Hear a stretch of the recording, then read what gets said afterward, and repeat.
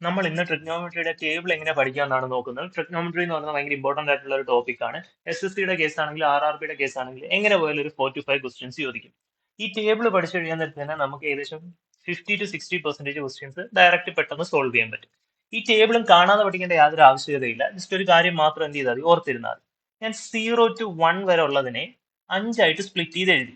Okay, അതായത് 0, പിന്നെ quarter, കാൽഭാഗം 1/4, പിന്നെ ഹാഫ് അല്ലെങ്കിൽ അര ഭാഗം അര 1/2, പിന്നെ മുക്കാല് 3/4. ഓക്കെ, പിന്നെ 1.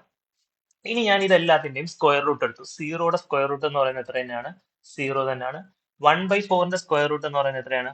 1/2 ആണ്. 1/2ന്റെ സ്ക്വയർ റൂട്ട് എന്ന് പറയുന്നത് 1 ഡിവൈഡഡ് ബൈ റൂട്ട് 2 ആണ്. 3/4ന്റെ സ്ക്വയർ റൂട്ട് എന്ന് പറയുന്നത് √3 ഡിവൈഡഡ് ബൈ 2 ആണ്. 1ന്റെ സ്ക്വയർ റൂട്ട് എന്ന് പറയുന്നത് 1 ആണ്. ഈ കിട്ടിയ വാല്യൂ എന്ന് പറയുന്നതാണ് സൈൻ 0 ഡിഗ്രി തൊട്ട് 90 ഡിഗ്രി വരെയുള്ള വാല്യൂ. അതായത് ഇത് നമ്മൾ ഡയറക്റ്റ് എഴുതിയത്. സൈൻ 0 എന്ന് പറയുന്നത് 0, സൈൻ 30 ഡിഗ്രി എന്ന് പറയുന്നത് 1/2, സൈൻ 45 ഡിഗ്രി എന്ന് പറയുന്നത് 1/√2, സൈൻ 60 ഡിഗ്രി എന്ന് പറയുന്നത് √3/2, സൈൻ 90 ഡിഗ്രി എന്ന് പറയുന്നത് 1. ഓക്കെ, ഇനി ഇതേ സാധനം നമ്മൾ റിവേഴ്സിൽ എഴുതി കഴിഞ്ഞാൽ കോസിന്റെ വാല്യൂ ആയി. ഓക്കെ, അതായത് 1 √3/2, 1/√2, 1/2, 0.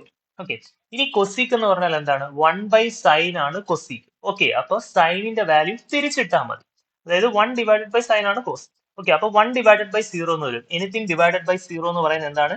നോട്ട് ഡിഫൈൻഡ് ആണ്. ഇനി 1/2 എന്നുള്ളത് തിരിച്ചിടുക. 1 ഡിവൈഡഡ് ബൈ 1/2 ആണല്ലോ, അപ്പൊ അതെന്താകും? 2 ആകും. ഇത് 1/√2 തിരിച്ചിടാൻ നേരത്ത് √2 ആകും. √3/2 തിരിച്ചിടാൻ നേരത്ത് 2/√3 ആകും. 1 തിരിച്ചിടാൻ നേരത്ത് 1 തന്നെ ആകും. ഇനി സീക്ക് എന്ന് പറയുന്നത് 1/cos ആണ്. ഒന്നെങ്കിൽ 1/cos എടുത്ത് ചെയ്യുക, അല്ലെന്നുണ്ടെങ്കിൽ ഈ കൊസീക്ക് നേരെ റിവേഴ്സ് ഓർഡറിൽ എഴുതിയാലും മതി.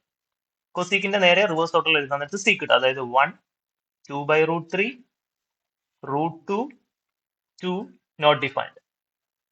ഇനി ടാൻ എന്ന് പറയുന്നത് എന്താണ്? ടാൻ എന്ന് പറയുന്നത് സൈൻ ബൈ കോസ് ആണ്. അപ്പൊ ടാൻ 0 എന്ന് പറയുന്നത് സൈൻ 0 ഡിവൈഡഡ് ബൈ കോസ് 0 ആയിരിക്കും. അപ്പൊ 0 ഡിവൈഡഡ് ബൈ 1, അതെന്താണ്? 0 ആണ്. ഇനി അടുത്ത 1/2 ഡിവൈഡഡ് ബൈ √3/2, 2ഉം 2ഉം ക്യാൻസൽ ആയി പോകും, ബാക്കി 1/√3. അടുത്തത് 1/√2 ഡിവൈഡഡ് ബൈ 1/√2 എന്താണ്? ക്യാൻസൽ ആയി പോകും, എല്ലാം ബാക്കി 1 ഉള്ളൂ. അടുത്തത് √3/2 ഡിവൈഡഡ് ബൈ 1/2, പിന്നെയും 2ഉം 2ഉം ക്യാൻസൽ ആയി പോകും, ബാക്കി √3 ഉള്ളൂ. ഇനി അടുത്ത് നോക്കുക, 1 ഡിവൈഡഡ് ബൈ 0 ആണ്. 1 ഡിവൈഡഡ് ബൈ 0 എന്ന് പറയുന്നത് നോട്ട് ഡിഫൈൻഡ് ആണ്. ഇനി കോട്ട് എന്ന് പറയുന്നത് കോസ് ഡിവൈഡഡ് ബൈ സൈൻ ആണ്. അല്ലെന്നുണ്ടെങ്കിൽ ടാനിന്റെ കിട്ടിയ വാല്യൂടെ റിവേഴ്സ് എടുത്ത് എഴുതിയാൽ മതി. അതായത് നോട്ട് ഡിഫൈൻഡ്, √3, 1, 1/√3, 0.